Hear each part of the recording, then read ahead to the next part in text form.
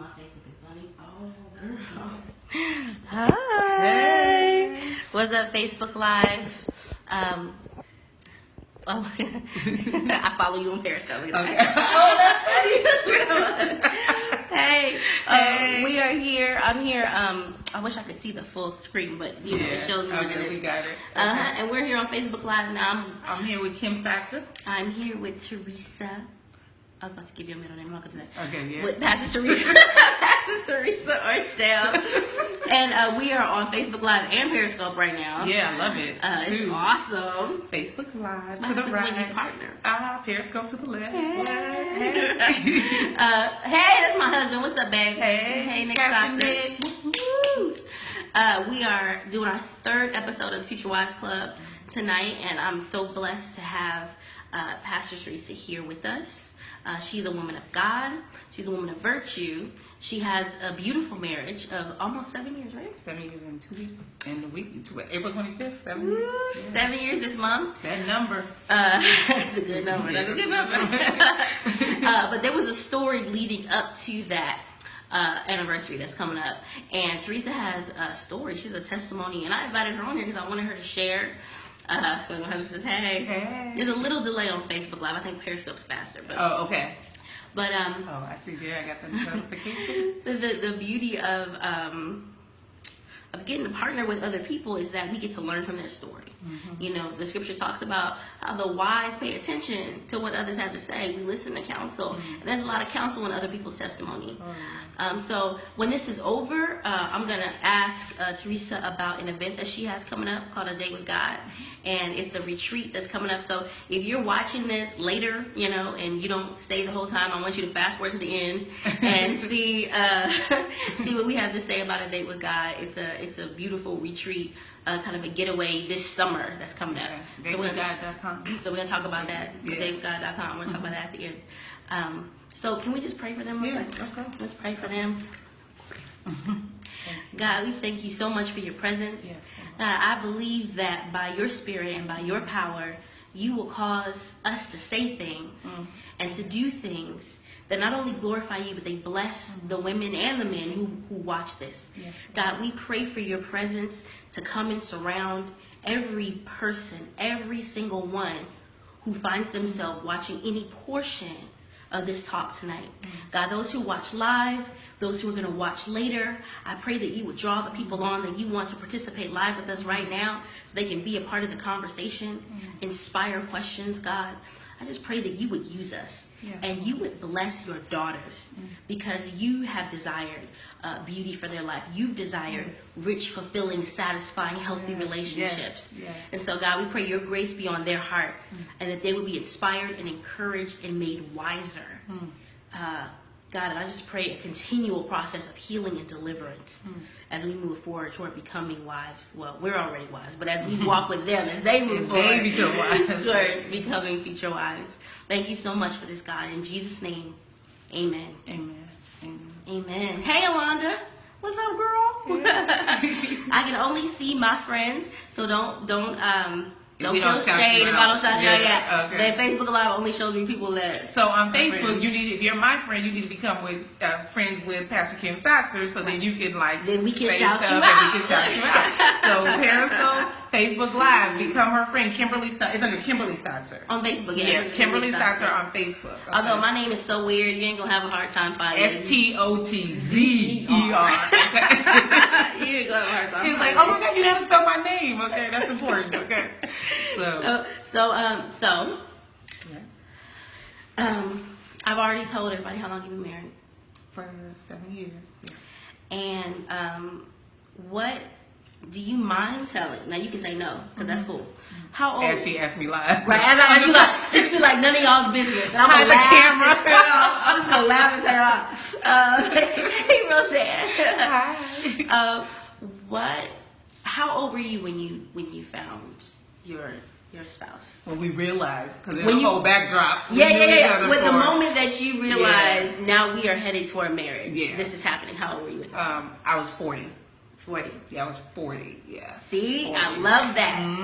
Okay, I'll take that back. 39, but we rolled over right into. Okay, let me. So basically 40. 40, but if you want to get technical, 39 and a half or 3/4. Now, I realize that she looks about 25 right now, so some of y'all are going, what?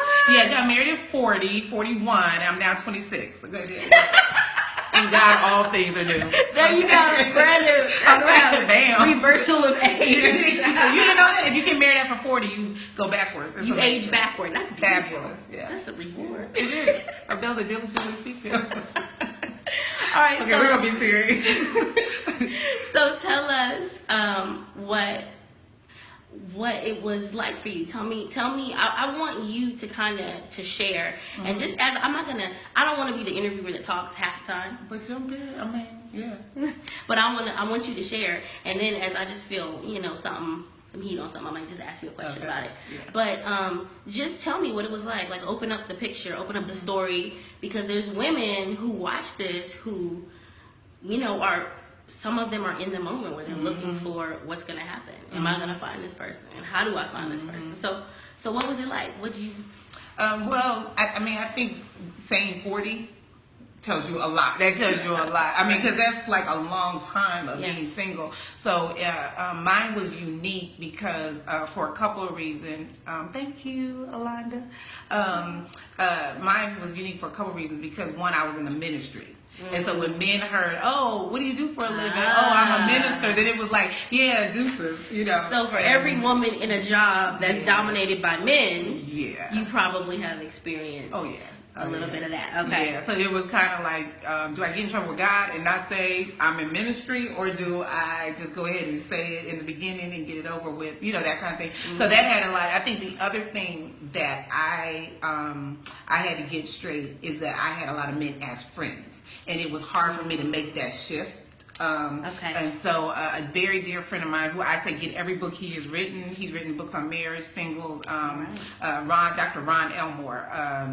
He wrote How to Love a Black Man. And amazing. But he said something to me one time. We were all at a conference, and he had just got done speaking. Now, this is somebody I know, so this is a friend, So I'm sitting in my friend's seminar on being single, and I figure like, okay, then maybe I can get some nuggets on the side because you know me, Right. So I'm sitting there talking to Dr. Ron Elmer, who ironically later becomes my husband's mentor, which is funny. But I was talking, helpful. Yeah, it was interesting. But I was talking to Dr. Ron Elmore, and I was like, men just don't see me attractive. And he said, Theresa, really? Like, really? I know men that know you, and that's not true. And he said, so the thing is that you're so busy making them your friend that you miss the whole possibility of what it can turn into. Wow. And I was like, well, that's not my phone. Well, what do I do? And I'm holding my phone because I might need to look at my Bible app in case I got to get you. But so I'm seeing it in the. Okay, let me put it down. So, but anyway, he said you have kind of pigeonholed yourself as the friend, and having all of these male perpetual friend zone. The perpetual friend zone. That's it. Classic. Wow. Okay, coin that phrase right there. I was in the perpetual friend zone. Yeah. And I just had a good rapport with men where we were just friends. And so what happens when you become friends and you end up giving dating advice, or you become the girl that they bring all their friends to. Yes, and they want you to tell them if the girl is good. Exactly. Okay. But then I think I bought into that, and it just became the person that I was. And then so Dr. Ron Elmore said this to me, and I cannot remember what city we were in, but we were walking through this conference center, and I will never forget. He said, Theresa, when you see yourself going through the friend zone, I need you to do what hurts. He said, if you know they're about to ask you out, or you're not going in that way, he said, you have to do what hurts. And for me, now some women don't need that word because you're really good at being the girl that they get with. Yeah. But for me, it was like, I'm sorry, what? And he was like, when you feel yourself going into the zone of, oh, I'm your friend, or oh, you should get in touch with, oh, I want to introduce you to I'm your little sister. I'm your little sister, the forever little sister, So he said, do what hurts. So I had to challenge myself with that, because there's some guys that you do, they were my friends, but I'm like, oh, I'll go out with them, but they don't see me that way. Yeah. Now, the other thing that I really want to just put a pin in right there is that I was born with birth defects, 3 fingers on every hand, and you can see this, and I was always in and out of surgery. So I remember being on the playground when everybody else was trying to find a boyfriend or girlfriend in 6th grade, and that's like, you really don't even be thinking about that, but you know how it goes. Yeah. And so, your friends are like, you don't have a boyfriend anymore? And I remember that this kid named Chris, he told my friends, he said, oh, I don't like Theresa. you know, or Terry, I think they called me Terry at the time. He was like, I don't like her. She's my friend. And so being dissed so publicly in front of all these kids on the playground, and he was like, no, I would never like you. I'm just your friend. So that, I think that was kind of nailed into me. You internalized I internalized that, and I just remember going, okay, he didn't diss me. Right. And totally blow me off. But he just said, oh, why would I like you when you could just be my friend? So he put you in a place. He put me in that place, and I think somewhere there psychologically I stayed in that place.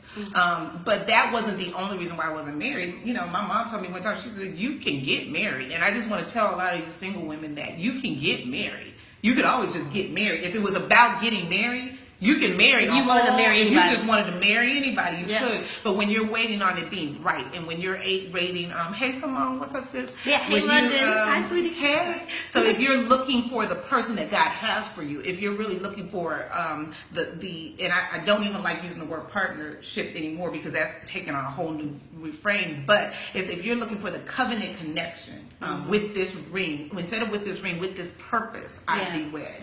So when you're looking for that, you need to wait on that.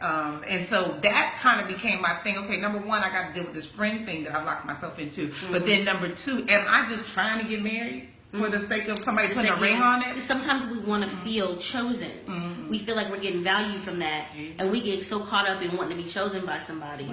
We forget to look at who it is that we're choosing. Because it's not just them choosing us, we're choosing them. Yes, thank you. Please don't get locked into the like, oh, will they choose me thing. No, you better open up your eyes. A wedding doesn't mean you got chosen. A wedding also means that you chose somebody. And after the choice is made, I think that's part of the divorce rate in our country. We're entering into the choice too lightly. And figuring if it doesn't work out, I'll make another choice. Yeah. But as and women, it's fantasy driven. Yeah. And so you're just like, you know, it's fantasy.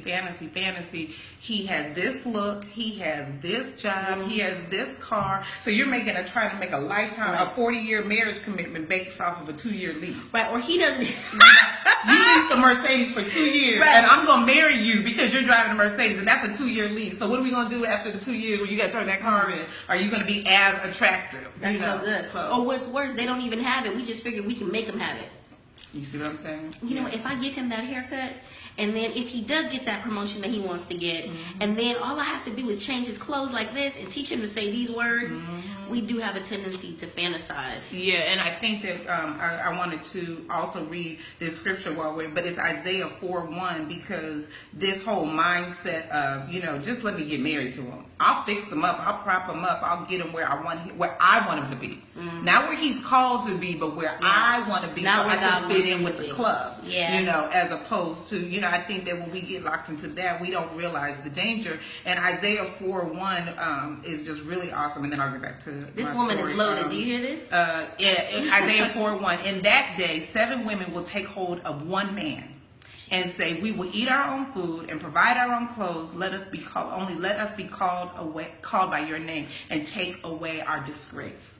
So the whole thing is, I just want to be called. We just need your name. Just give me your last name. I want to be able to say I'm so-and-so's wife or whatever. And so even in those days, it was a 7-to-1 ratio. And so we're probably in that now, like a 10-to-12. When you cross out men who are not sexually attracted to women, when you cross out men who are in jail, when you cross out all this other stuff, and women who don't want to date outside their race, can we just say this real quick? Oh, pause. Let's talk about that. Can we please? Please go ahead and talk about World Wide Web. You go to the whole world all day long. He said, I'll pull up this scripture too. I call a man from a far off country. Can you please expand your horizon? Black men are awesome, and I love black men. But black men aren't just waiting for us either. So if you happen to be black and you're on here, look at all brothers. Okay? Please look at all men. Yeah, I had a conversation with a woman in our church. She got so uncomfortable, poor baby. But you all right, girl. She's all right. Because, you know, the challenge is that racism? And she was like, no, I'm not racist at all.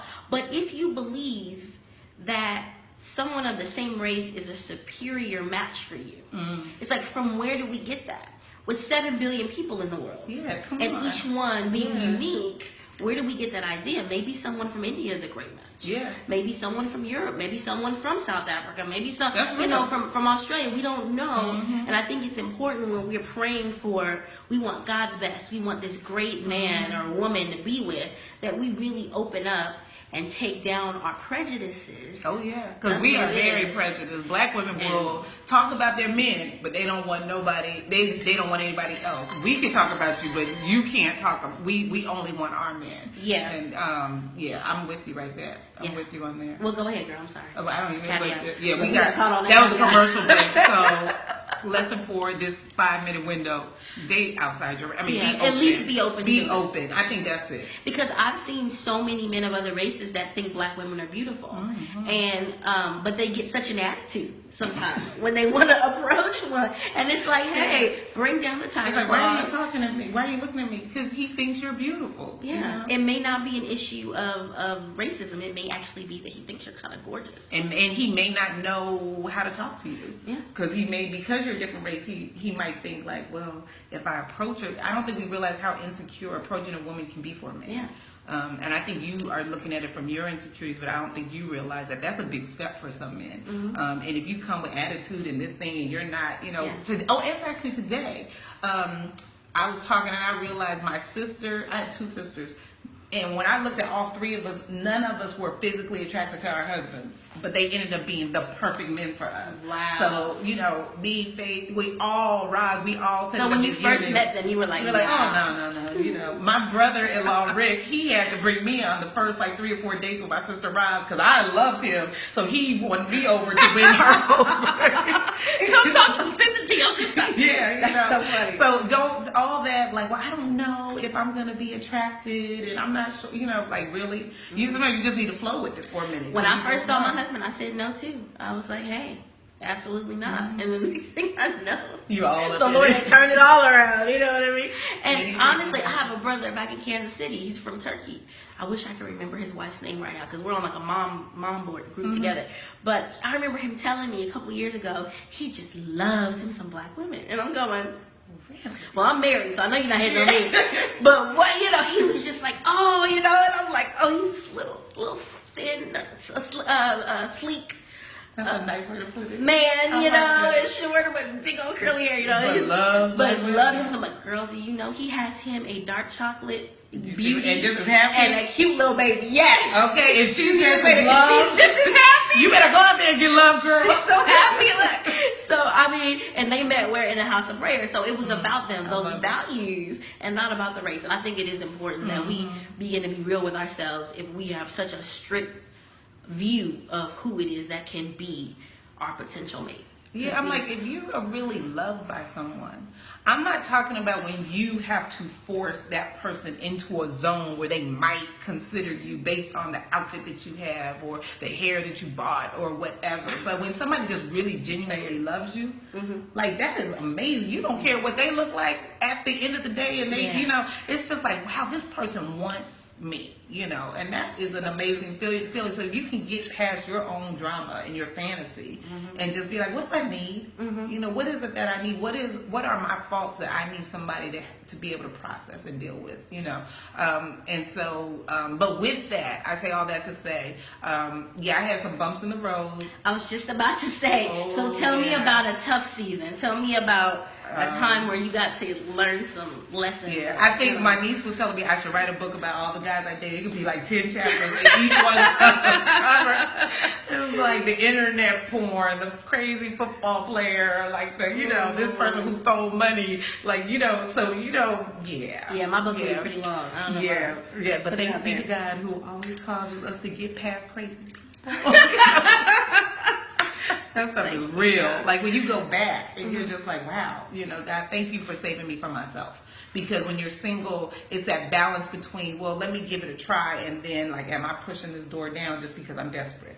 And I've been by myself. So, and I don't think we realize, I have a book called Supernaturally Attractive, written for singles, and one of the chapters says, what do you do while you're waiting? There is so much to do while you're waiting, and I think that we miss that part. Like, you know, I always tell singles, you should really probably have your life with that yellow construction murder scene tape across you. Like, boo, you don't even want, not this week. Don't cross this line, because I really need to get some stuff together. If you were honest, but there's so much to do while you're waiting, and the wonderful thing about waiting is that waiting stores up your power so you can stay married. Because I think everybody's so focused on getting married. Yes. Nobody thinks about staying married. And staying married is an art. Staying married is the point.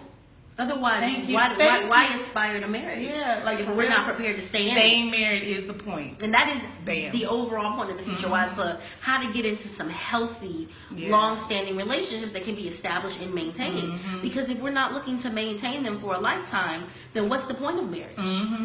The whole concept of the covenant is I want someone who's seen me, who's seen my stuff, I've seen them, I've seen their stuff. Yeah. We love each other. We've agreed to go through all the journeys and processes and seasons of life together. And there's some life, and there's some seasons. And waiting does help prepare you, because we talked about sexuality last week, and I don't want anybody to run away. I know that was a tough one for some people, but the truth of the matter is that discipline that we develop in the season of waiting, it builds confidence in our spouse in the seasons to come. I don't want to be worried that if me and my husband are fighting, suddenly the other woman is going to be so attracted to him in a day that he doesn't have the self-control. Yeah. And I developed self-control in that season of waiting. Yeah, because you need it. I mean, being married does not shut down your attractive radar. It doesn't mean that I never, hey Marilyn, it doesn't mean that I'm not attracted to anybody else. I'm now official. He's not attracted to anybody else. No, that's why you still gotta get cute, because it's a process evolving, but you made a decision with your attraction that this is where I'm gonna stay. So I think that's what's important. But my journey was interesting, and I got a lot of rejection because of ministry. So the funny part is when my husband and I first got on the phone for the first time, and it was just, it doesn't sound real, but it was a funny story. I was in Detroit at a conference. His sister was mentoring this girl. She worked at a university at Tennessee State, and one of my former youth kids graduated and went to Tennessee State. So during the church conference and the music event, and I think it was a day Fred Hammond was doing a concert, we were all in Detroit doing our thing. She came down to be at the event, and so she's with the girl. She's now mentoring the girl that I used to have in youth ministry, and her hotel, her friend, everything got messed up, so she ended up having to stay at Candace's house. Shout out to Candace Johnson and my sister-in-law Dale. Candace, her mom used to always tell me, "You're gonna find your husband through me. Watch, you're gonna find your husband." Mom, Vicky used to say that all the time. I was like, "Okay, Mom," but she was serious about that thing. Okay, she had some revelation. Oh, she saw it, So this is just so weird. You just never know what the setup is. You never know who's watching you. You never know what's going to happen. But needless to say, my now sister-in-love, I don't like to say law because it's not about law, it's about love. My now sister-in-love was at this conference and didn't know anybody, so she's kind of like sitting back the whole time, just people watching. And she saw me like 2 or 3 times, and she was like, "I would love to introduce that girl to my brother." Oh, wow. Don't know her. I'm living in LA at a conference in Detroit. She's living in Nashville at a conference in Detroit. Her brother is in New York. Totally disconnected. Okay, God, how you gonna bring all this together? So all these players, Cherokee, hey, Alicia. all these people kind of come in, and you just don't know what the setup is that God's working on your behalf. So needless to say, we never met during the whole conference. And then she saw me that like Thursday, Friday, Saturday, and then she saw me Sunday. Never met. She just saw me and she was like, "There's a girl." And I remember wearing this. It's so funny how you get dressed up and you get all dolled up and you're like, "Somebody's gonna see me today." And I wore and I kept the outfit, never got rid of it. I can't fit it anymore, but but I still have the outfit. Girl, but cute. It was a white skirt with this big white bow on it that I got from Saks, and it had this white top with the buttons, and it was just, I was fabulous that day. Her hair was just late, and I'm thinking, "Oh, nobody saw me." I was all, but she saw me, and that was etched in her mind. So later on Monday, I'm just hanging out. We just, with my girlfriend Laura and I just roll over to Candace's house, and my now sister-in-law Dale is there visiting, trying to figure out how she got twisted up at her little mentee's house and the whole thing. But anyway, when she walked in, she said, "Oh my God, you're the girl." And I'm like, okay, I don't know what she's talking about. And Candace is like, "Oh, it's Theresa, you're the girl." So her mom was like, "Oh, give me her phone. I'm gonna put, now what's your brother's name?" So they have been, she's like, "We're gonna introduce you to her brother. He lives in New York now." She took my phone now. "How do you work this?" Y'all put his number in her phone. And I'm like, what is going on? I'm like, okay, See, community is important. Them, you know. Side note, community is important. Oh yeah, you better have you some community. Healthy community. Don't be rolling your eyes at everybody. There are people out there that got your back. Do you hear me? So needless to say, they wanted to call him then, and I prayed and spoke in other tongues that he would not pick up the phone because this was just a lot. I'm like, I don't even know who this. I was like, please don't pick up the phone. Please don't pick up. Oh Lord, in the name of Jesus, please don't let this man pick up the phone. And so I was like, okay, I don't even know what this is going too fast. I don't know what's going on. So Candace brings me in the kitchen. So she's like, okay. So he's short. And he has dreads, and he's really crazy and funny, and you should meet him. And I was like, none of that caught my attention. None of it. Short. Now I'm 4'10", 4'11", right? And I got the nerve. Like, short. Oh yeah, you gotta be like over 6'2". You know what though? I'm 5'1". I was the same way. Short. Short. Yeah, no, it doesn't work for me. So I'm about to throw away this man, you know. And so, needless to say, when she told me I wasn't interested, they gave Dale my number. Dale gave it to her brother. So needless to say, I'm like weeks later, I'm in LA walking my dogs and the phone rings. And so he has to tell that story because he did a whole crank call thing. It was a mess. It was, yeah. So anyway, that's his story. Yeah, that's a whole nother thing. Oh, but I'm saying all this to say is that when he asked me, when we finally got on the phone, and I'm like, oh, hey, how you doing? Da, da, da, da. He was like, so what do you do for a living? And I was like, this is the part where I gotta say I'm in the ministry. Right. You know, this is the part he's probably gonna lose. But it's driven other men away before. Yeah. So I had my live moment. You know, I was just like, so then the first time ever, I said, I don't want to tell you. I just didn't feel like crossing that moment, and I just said, no, I'm not gonna tell you. He's like, I'm sorry. What is it? Do you work for the FBI? And I was like, no, I just don't want to say what I do. And so it was really funny. So he goes, are you a stripper? And I knew it. The first thing that came about it, she's like, she's. And you know how crazy he is, right? And I was like, oh no, I didn't even think about that. I was like, okay, wait, no, I'm in the ministry. It's just like total opposite, you know. So we just started laughing, and we're just talking, and we had this great call, and then he goes, okay, well I gotta go. I'll talk to you later.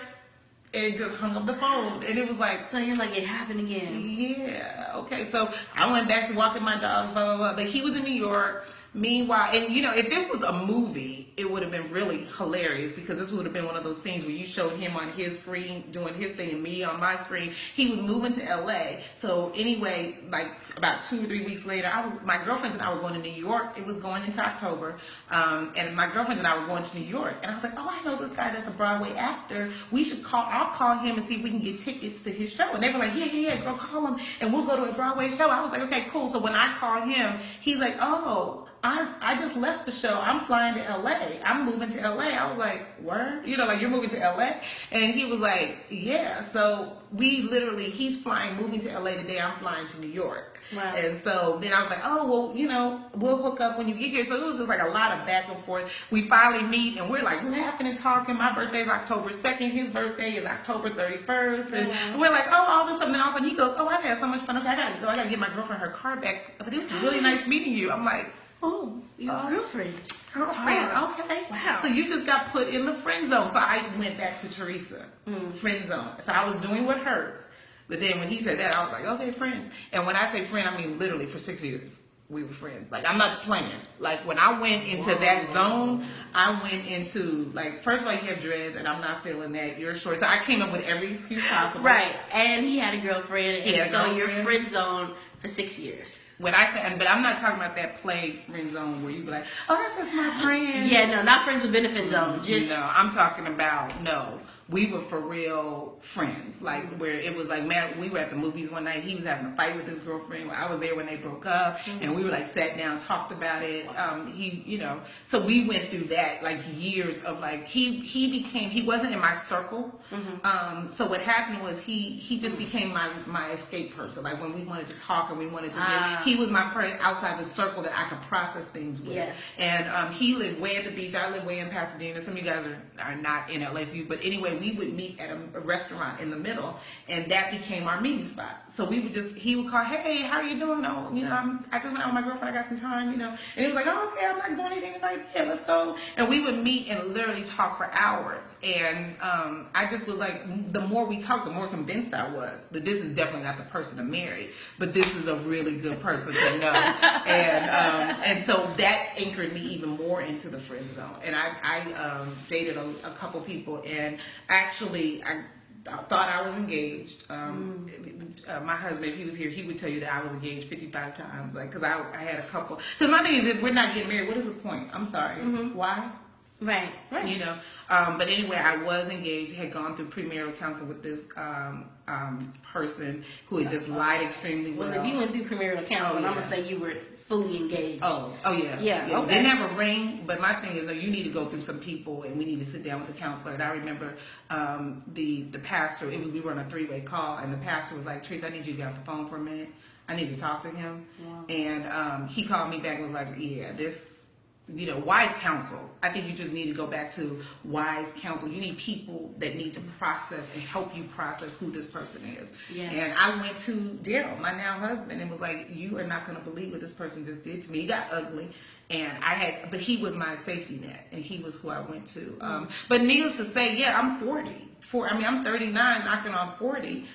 Needed a horrific surgery. I had guys used to tell me I traveled a lot. I was speaking a lot at that time, and I had guys tell me, if you travel less, you would probably get married. You travel too much. You do good in the ministry. So if you would be less successful professionally, then you could have a husband, especially in God.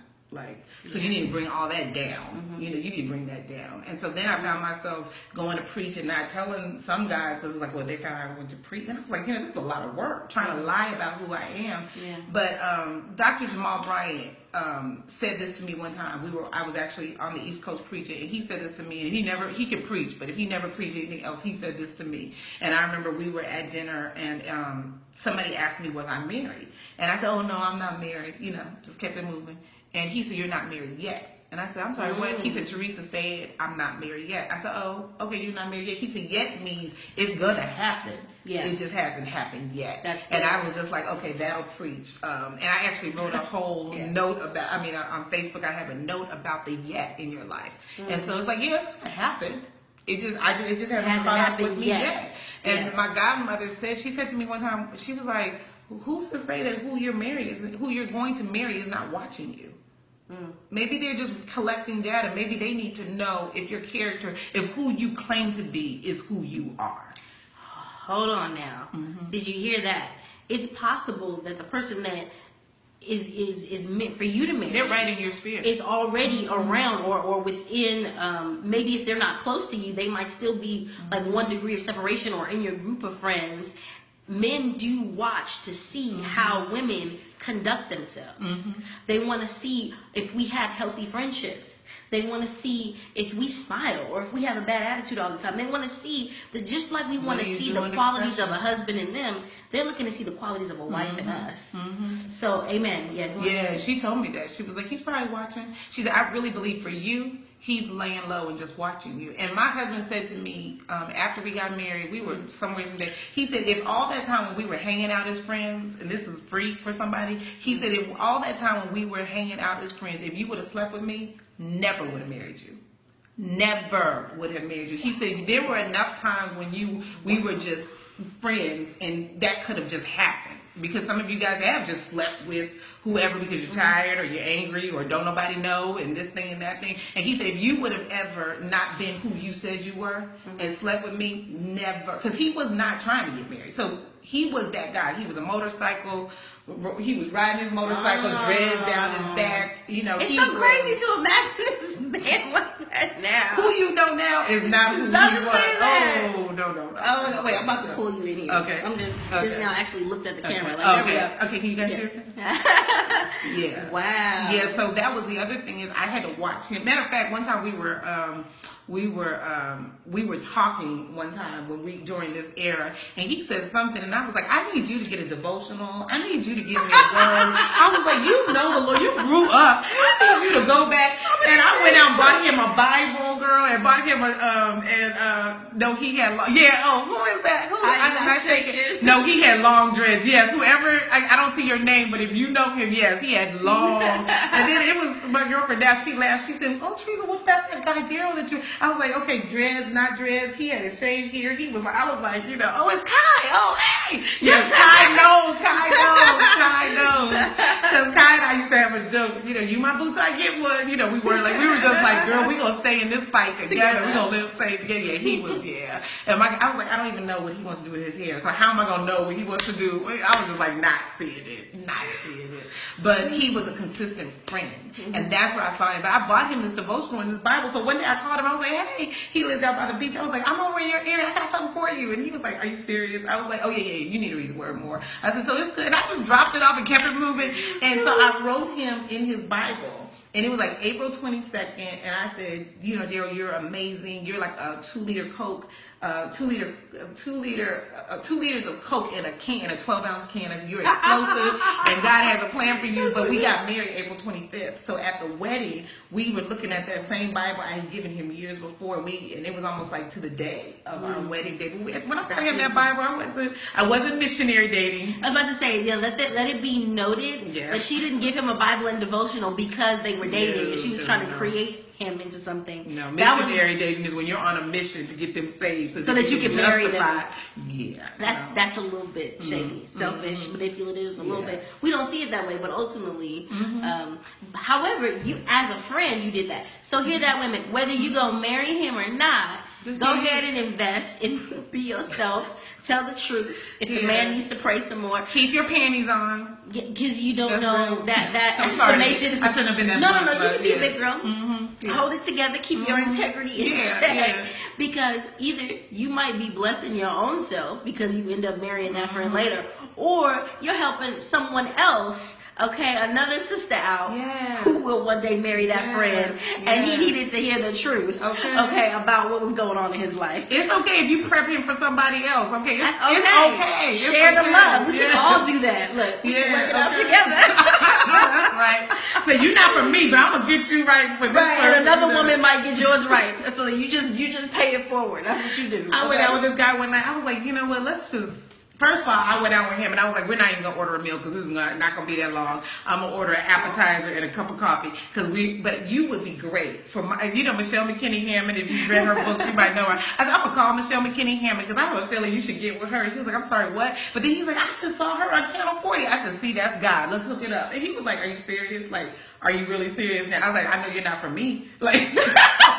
That I do know, and I'm woman enough to say that. So, but Michelle didn't answer, so she didn't get him either. Thank God neither one of us did because he was a mess. But I'm just saying, you need to have vision to just know when you ain't supposed to be with that person. So, yes, I know that was just correct. Amen. That was for free. There we go. That's a beautiful side of it. Yeah. Okay, so clearly this 6-year friendship is about to take a course toward marriage.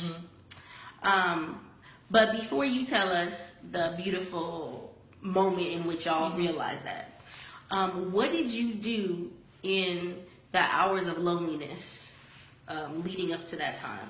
What worked for you? My mother had a philosophy, and Kai is listening. So Kai was my girl during this time. It was a group of us that just really hung real tight, and Kai was in the ministry too. But one of the things that my mom got married at 60, so she was single for a minute, and she got she got married at 60, 61. Yeah. So, but one of the things she said, if you work hard enough for God, you'll be too tired. When you get to your house, you won't even be mad that there's nobody in the bed with you. You just be laid out on the bed. So it was like, but it's almost like raising boys. If you let them get idle too long, they're going to get in trouble. Ooh, I can testify right there. And so as single women, you can't be idle.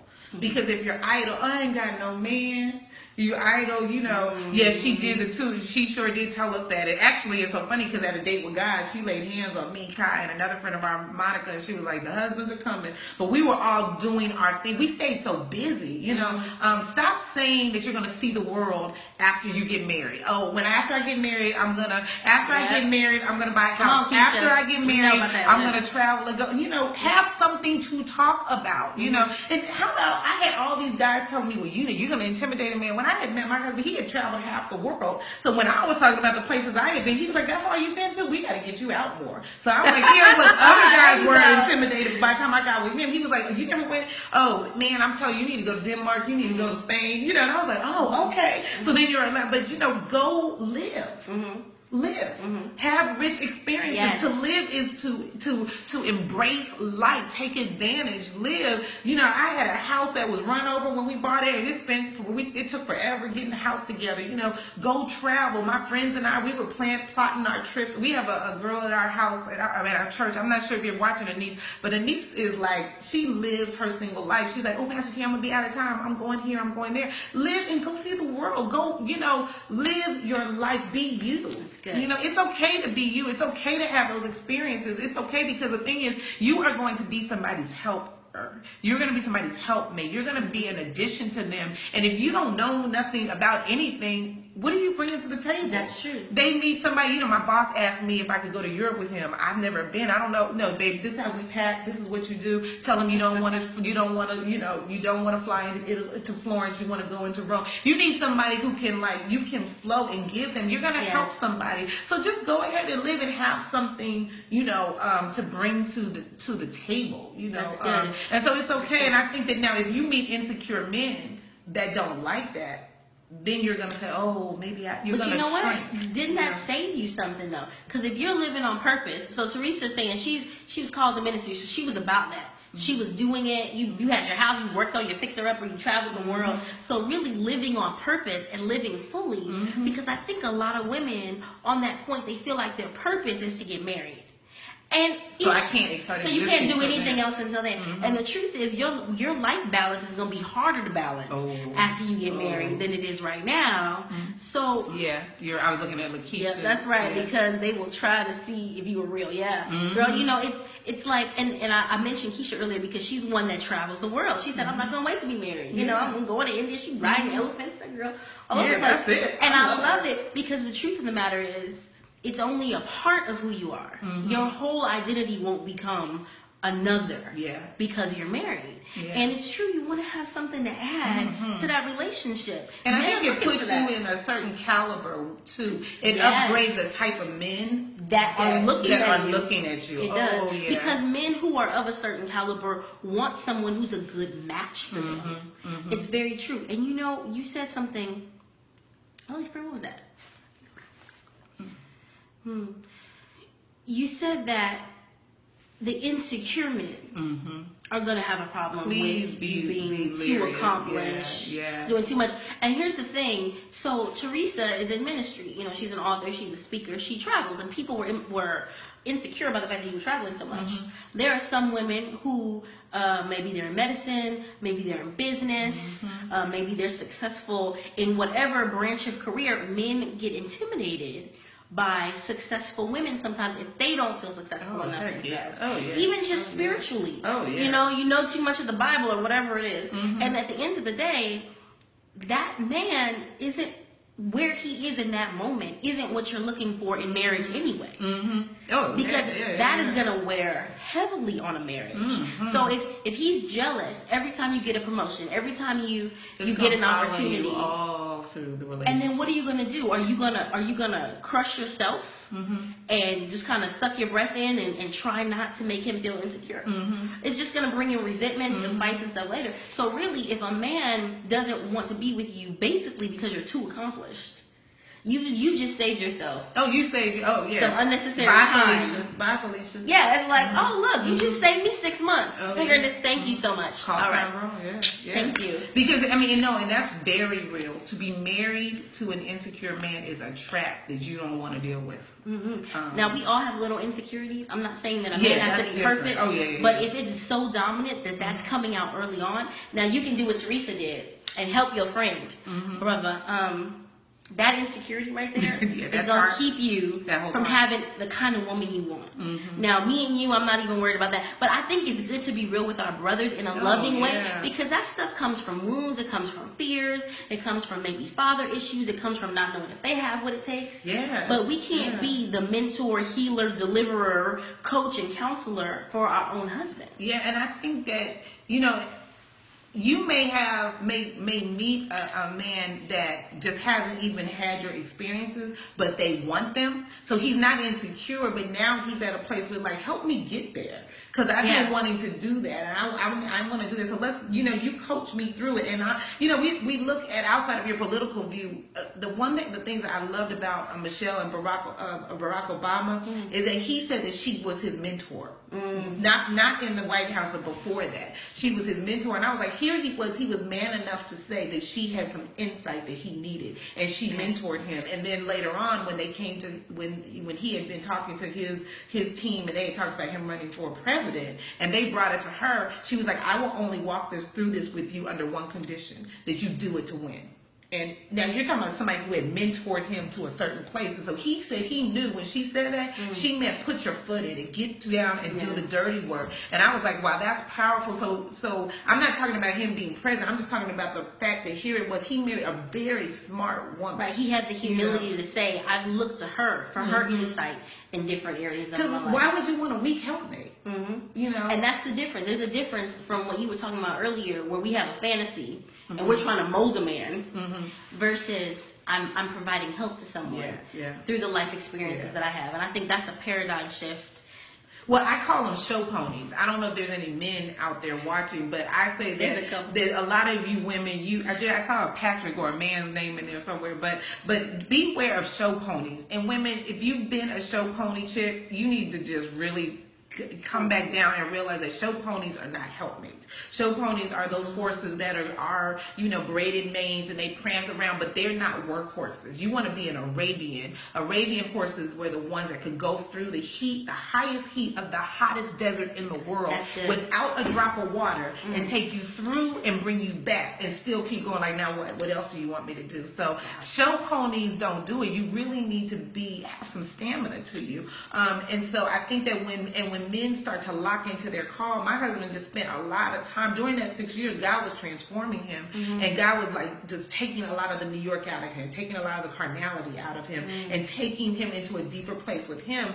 And his whole thing was, you know what? I'm not trying to get married. His dad had been married 2 or 3 times. His mom had been married 2. So that's not my goal. My goal is to build with someone. So if I do this, it has to really, really be right. And so I think you asked what turned the table for us with the friendship, and and I think my friend Pastor Kai you met Kai, but Pastor Kai is listening, and I think her and Pastor Alex was a similar thing. There was never a dating thing. It was just like a courting, like, this is God, this is purpose, let's do it. But what changed it is I was dating a judge from the Bahamas, and I had known him because I was traveling and met him. Him on a flute, and he finally got to the place where he was ready to start dating. So he flew me out. I was like, I can't fly and come see you alone. So he had brought a friend of mine out with me, and so it was that interview weekend to see if this is it. And my girlfriend went with me. And my thing is, if you're grown enough to ask me to come, then you can handle bringing my friend.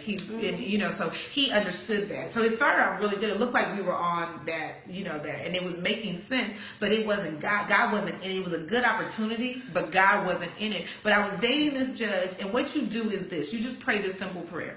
Lord, reveal something to me, because there's always a backdrop thing happening, and if you're not sure, because it could look so good on paper, so it was like, Lord, I need a backdrop. I need a backdrop to know what's really going on. And so the short version of this is that I just asked God to show me who he was. So in the midst of us dating, I found out that I had to have surgery. I have a whole testimony about getting pregnant, but I was told I would never be able to have kids because I have fibroids, and I had ended up having this major surgery and almost had a hysterectomy at like 33, 34. So she has a beautiful, almost 5-year-old daughter. My boo bear.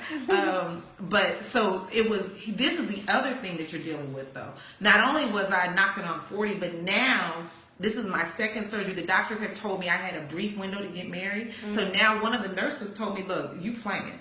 You didn't have a hysterectomy at 34. I need you to go out there and just get pregnant. You're trying to do it right.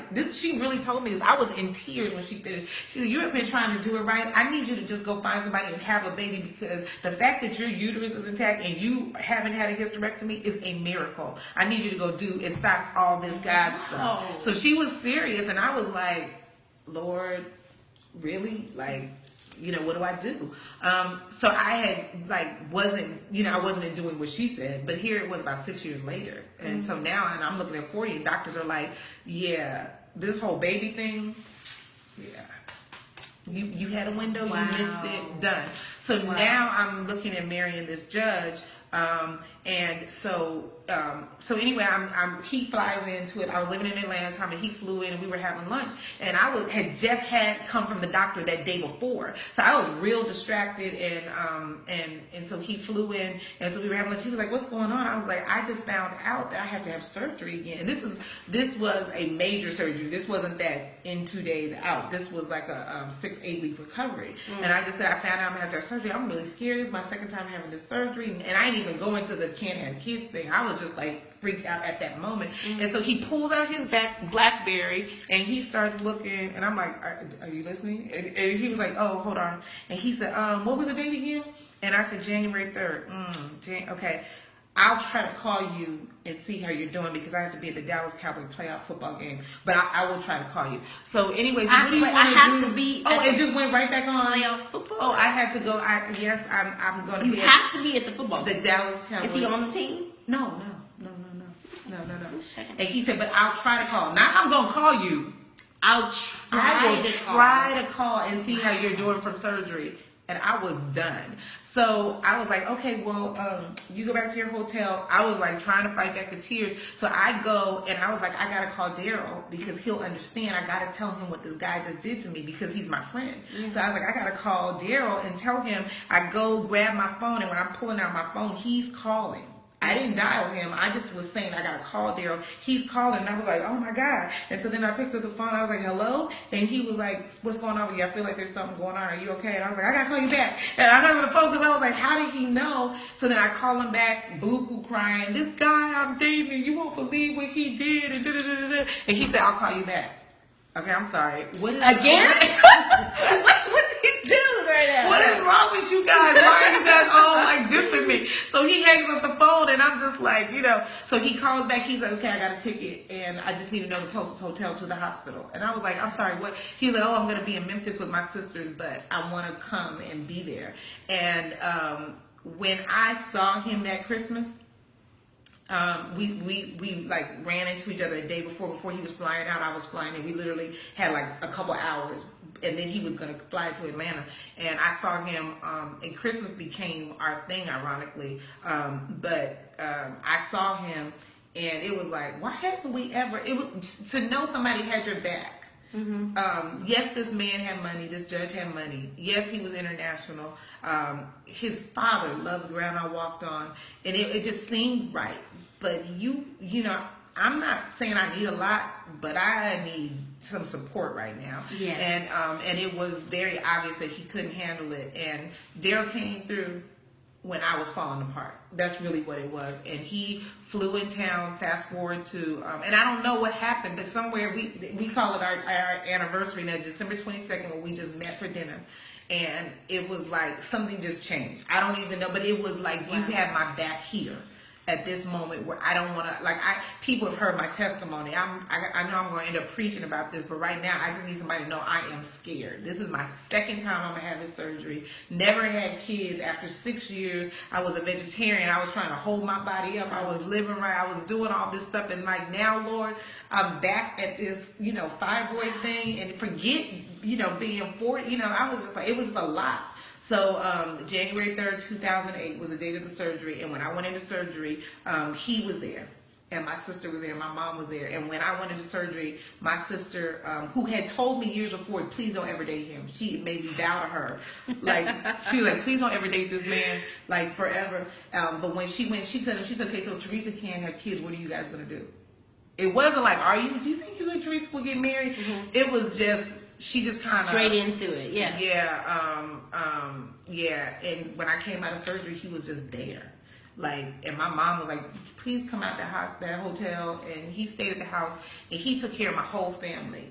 He helped my mom. He went grocery shopping. I was on lockdown bed. And when they opened me up, it was worse than what they had thought. Mm-hmm. And so I remember the doctor coming to my room, and my now husband was sleeping in a chair, and he was like, "Yeah, it didn't look good. We ended up finding endometriosis and all this other stuff." So I just need to tell you, it's tons of scar tissue. And I was at a hospital called Northside Hospital in Atlanta, and 2.5 years later, we ended up back at that hospital on the next floor under where we had Grace with the same doctor.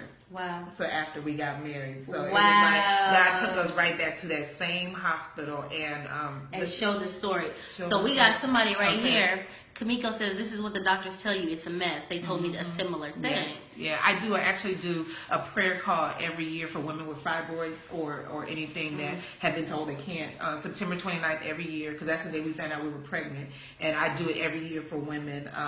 But they removed 3 cartons of eggs, basically. The first time it was one fibroid the size of almost a watermelon. And then that surgery, it was 32 or 33 fibroids, plus endometriosis, plus scar tissue. So he just said, I do want you to know that it's even worse than we thought. You probably won't have kids. But it was just comforting to know I got this friend here with me. Yeah. But God saw fit to take us back to that same hospital, same doctor, and give us and show that testimony of what God can do. Because I know we don't have time to get into I that know, full that testimony, but I do know that Daryl was standing fast about, no, we're gonna have a baby. Yeah, and it's God like is gonna bring you through. need to make sure you're married to someone that knows how to pray that through. Because God spoke to my husband after we were married, and he told. Well, we were kind of like so happy to be. By the time we got married, I was 40. Well, I was 4. We got engaged at 40, and we got married.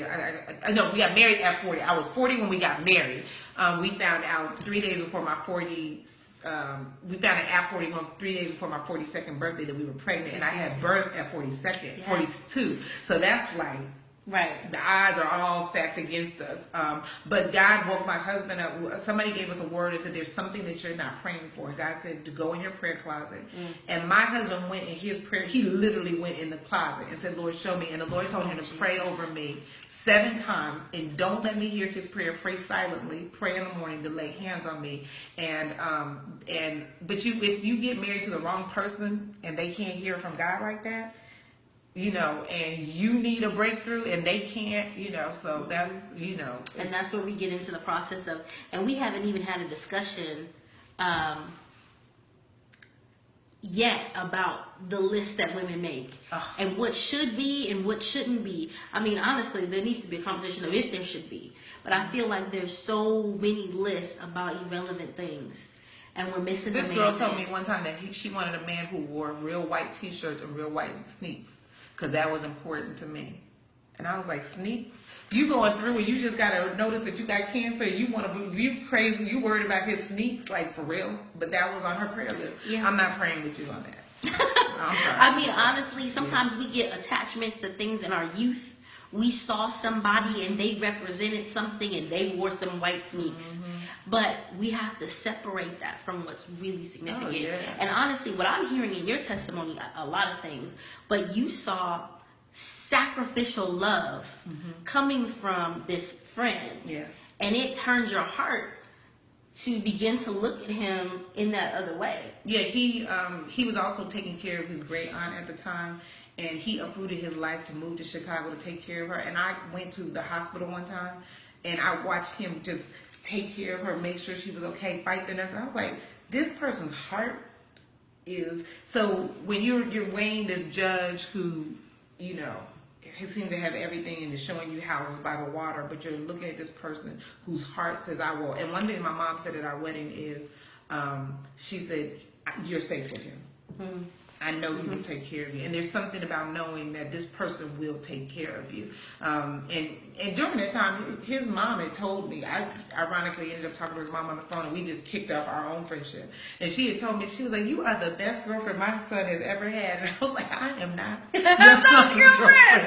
I was like, we are friends. Yes. And I was walking down the street talking to her while my car got worked on in North Hollywood. And she told me that. And I'm walking down the street, and there was a bag man, a crazy, like, homeless man, who was, like, on the street talking crazy, all out of his mind.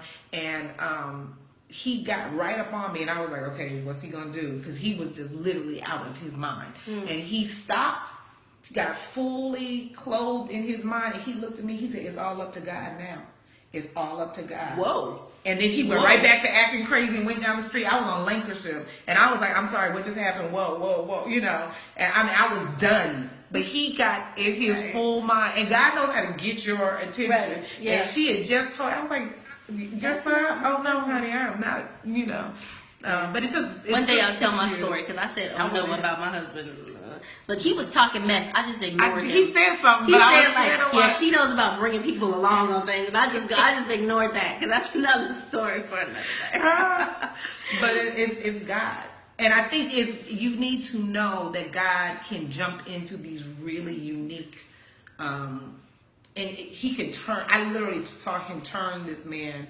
When I met him, he was all over the place. He was just in another space. But when I saw, we hadn't seen each other. We went to dinner on that December 22nd.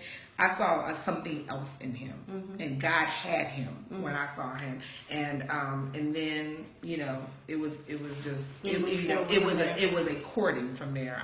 We never did that. Let's see where this goes, and let's see. No, and we were just in it. Yeah, we were just in it, and the judge never got a call back. Clearly, yeah. I mean, when I hear that, I think about Ephesians 5 that says, "Husbands, love your wives like Christ loved the church and gave himself up for her." And what I saw was there was an opportunity to make a sacrifice on your behalf, and the one who seemed to be obligated was too busy partying.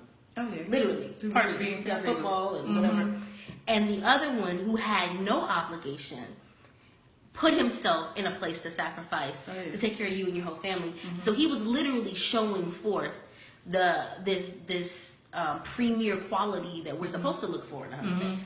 And I think that's why it was so important to talk about not getting caught in a racial paradigm, like we were saying earlier, or getting caught up with superficial things on the list. Because what we should be looking for, not even that it has to happen to us the day we meet him, but is this a man who knows how to lay down his life for his friends, for his family, for the people who are in that position of loyalty. That's real. I think you need to say it one more time. Does he know? No, please. Yeah, does he know how to lay down his life for his friends, for his family, for the people that he's in a committed relationship to, even if it's not a romantic relationship. The way a man treats his parents, his aunts, his cousins, his friends, his boys, all that stuff shows. Are you committed? Are you committed to those people? Yeah. If a man tells you, "Hey, I can't be there because I promised my cousin that I was going to, I really need to be there, but I made a vow to this person," you need to be like really impressed by that. Where they're telling you, "Look, I'm not negating you, but I made a commitment over here." And not be impatient. Sometimes we can get a little self-focused and miss. They're telling you a whole lot about He's showing me his loyalty. He's showing me his commitment. Yeah. Absolutely. And then look at the type of people he's committed to. And so I think that those things are very, very, very important because I can go on. I don't want to waste, go on and on and on. But those things are very. No, I think it's good. We've touched so many things. I feel like me and you.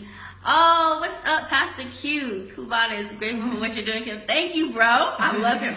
That's a good husband right there. Amen. I love him. I love his wife, Angela, and their family. And wow, they got a testimony. I might have to hit up your wife. Your testimony just played back in my head. They got that could be a movie. And I think for people like that, I think that single women need to really evaluate some really serious marriages.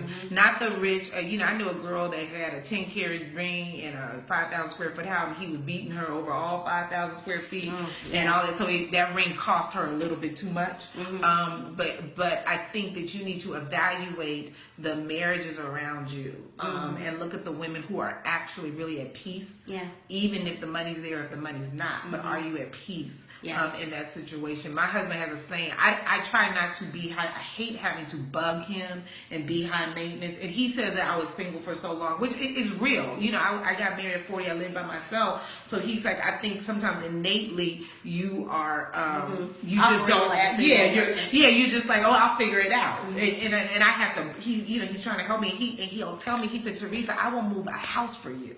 I will move a mountain for you." And I'm like, oh, he's shown me that. I know he will. Yeah. And I'm like, why is it, so I would say waiting that long, you have to fight, but there is also something in you that is saying your focus is different.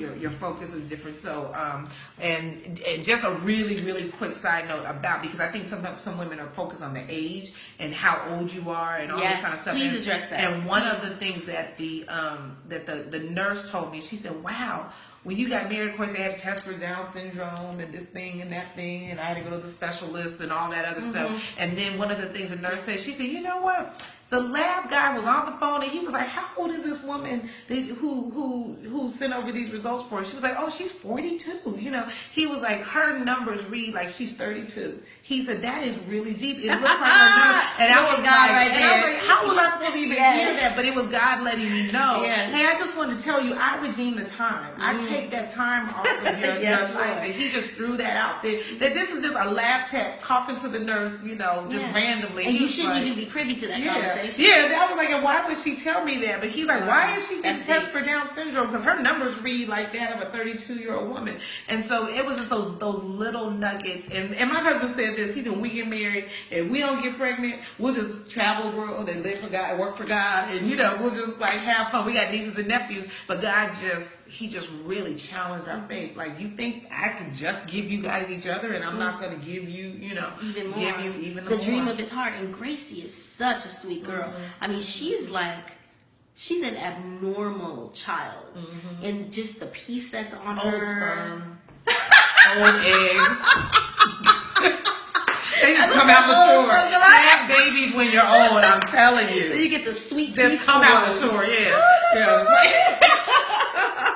It's true. God, you gotta laugh at your story. You gotta, you know, realize. I mean, God has done such beautiful things with so many people. But it's important that we get inspired and we hear what happened with others and hear about the fact that, listen, I'm sure there was plenty of people who looked at you funny right around 35 when you kept turning dudes away. Oh yeah, they did. Oh, you know, trust me. And I'm talking about saved, sanctified, filled with the Holy Ghost. You know, I had guys telling me, Theresa, you are the perfect woman. I can't even put up with your 3 fingers, but you're just too short. I can even put Next. You know, oh, I can't, you know, you're this, that, but you're just this, or you're just that, or that ministry thing, or, you know, then I'm not for you, and it's okay. Right. You know what I mean? Right. I remember one time the judge told me, and women, you need to listen, because I remember one time the judge, I told him he was taking too long to figure this out before I got put him through that test, but I told myself, you know, you're taking too long. Because you knew me. You're somebody you knew. And I said, I can't give you my time. I'm 39 years old, and I can't give you years to figure out what you want to do, if you want to pursue marriage. And I was secure enough to say, I cannot give you years. And I was driving him to the airport, and I was like, if you don't know what you're doing, that's fine. But I'm not in a position to give somebody years to figure out if you're going to hear from God or whatever. And he said this to me getting out the car. He was like, that's okay. Women don't leave a man like me. He's, I'll call you tonight. And he turned right around and walked to that airport. And I was like, wait, did you? But then I started thinking, he's right. There are women out there that you won't leave certain men because you're like, he makes too much money. He has a potential to offer me this life. My mother will be proud of me. My friends will be impressed with him. Oh, yeah. Yeah, absolutely. And so I was like, you know what? That was a diss, that was an arrogant statement. But life had told him it was true because women let him do whatever he wanted to do. So he was basically saying, I've met too many women that have said, you know, and I'm like, no. I'm not one of them. I'm not insecure. I'm willing to walk away if I realize I'm not being valued here. If you have spent enough time with me to know if you see value or not, and I value. It wasn't arrogant, and I'm like, when you get that revelation, you got to get your revelation. I have value. Yeah. I can add to you. So if you can't see, men make up their mind usually in the first 2 to 3 weeks. They do their evaluation. They make up their mind within the first 2 or 3 weeks. Now they may ride it out watching you, right? But they make up. But there's a category that a woman is put into, often within a week, as far as how far he thinks it may go. And if you're fighting the uphill battle, trying to change his mind to put you in a different category, we're already kind of in a bad situation. Because if you're of value and he's seeing you as a throwaway, or as something to use up for a few months and then throw away, or a show pony, then he has no discernment. There's one of two things happening. One, like you said, we need to put up that yellow tape, move away. Let's be me and God for a minute. Let's work on me and see why I keep attracting this. And you asked me, what did I do as a single woman? And that's where a date with God came from, actually. Now, some women, I know you guys do that super spiritual thing. I'm married to Jesus. And that's just who, you know, I can't, I was single. I was never married to Jesus. I was kept by Jesus. I was kept by the Lord. I was kept by him. But I had to really get clear. My work came from spending time with him. And so I would go, at the time, Campus Crusade, like Arrowhead had that resort up in San Bernardino, and you could check in and pray. And so what I would do is I was just like, I'm going to just do a date with God, me and God. I'm just going to go away and try to clear my head, step away from my environment, my phone, my messages, all this stuff, and just really hear God's voice. And so I went and spoke at a conference that my godparents used to do called Day Spring, and this girl came up to me. And she's now one of my dearest friends, but at the time I didn't know her. And she walked up, she said, yeah, okay, everything you just said is cool. I get that, you know, brilliant information, whole other perspective. What next? She's like, because I need to know, what do I do when I leave here? She said, because I'm single, I want to maintain this. What do I do? That's good. And I gave her my number. And I said, you call me. I said, one of the things that I do, which is I'm scheduled to do in a couple of weeks, is I'm scheduled to go on a date with God. And she was like, oh, what? I'm sorry, what? So, not a romantic encounter. No. Let's just be clear about that. No, there is a little bit of perversion floating around. Oh, yeah. And that there's no romantic relationship between God and humans. Yeah. That's perversion. That's not. Yeah. That's not of God anyway. I think that's just us trying to devalue God so we can make him human enough to deal with all of our stuff, like the people who say Jesus was dating Mary Magdalene and all that stuff. Yeah. No, he was 100% God, 100% man, and without sin. But it's just that pulling away to reset and figure out who I am. And that one weekend, it ended up being 10 of us. And it was about 10 of us, and we went up there, and they were like, well, what do you do? I was like, you spend time, you allow time, you allow your time to be, you know. And at that time, it was different, but we spent time, we hung out, and it's learning the art of prayer, and then maybe just walking around, but just like, when you're like, my mom said, you're like a spinning top, and sometimes God just has to wait. You know those tops that we used to do, if you're over 40, you know what I'm talking about. And you spin those tops, they just go, and they go, and then they stop, and then they kind of, and what happens is sometimes what we call prayer time with God is just us rushing in. Okay, Lord, I thank you. Okay, blah, blah, blah. Okay, I gotta go. And so a date with God is that where you let the top spin and stop, and then just let me just. And it literally started with me doing it by myself. Then we went with this 10 women, and then we went 6 months later, and it was 15 of us, and it grew. And over a 10-year period, the biggest it got was about almost 300 women. Wow. It shifted every time we went. The bigger we got, but it's purposely longer than most retreats. It's not overnight, because you really need more than that. Yeah, to let you need time to your top down, spin and stop. Yeah. And so it's a Thursday through Sunday, and we would baptize. This location we can't baptize at the end, but formerly we used to baptize at the end of the weekend. But it's actually it's coaching. It's a reset for your soul. It's giving your this African proverb says you need to give. The Sabbath is really designed to let your body catch up with your soul. Your soul catch up with your body, where you get in sync and you stop. But we don't give God our Sabbath anymore. And so it's not, and not the Sabbath of religiously at 9:06. I from 12:01. You know, I can't talk to him. But it's just the instinct to giving God this time. The stop, you know, the rest. The stop. You know, so really a day with God is a reset. So we don't like to call it a conference, and we really don't like to call it a retreat, even though technically you have to use those words sometimes to get people to explain it, but we call it a breakaway, because you are literally breaking away from the pattern of how you do life, and you're getting in the zone. So tell them the dates for this next one. It's July 21st to the 24th. Amazing time, July 21st to the 24th. We spoil you rotten. We always do, because it's a date.